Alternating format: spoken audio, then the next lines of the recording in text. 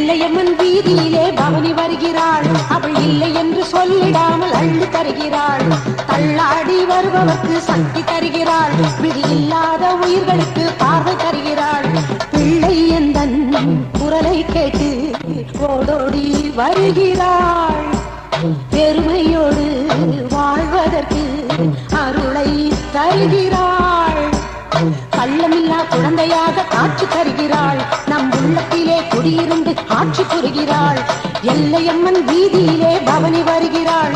அவள் இல்லை என்று சொல்லிடாமல் அள்ளி தருகிறாள். எல்லையம்மன் வீதியிலே பவனி வருகிறாள். அவள் இல்லை என்று சொல்லிடாமல் அள்ளி தருகிறாள்.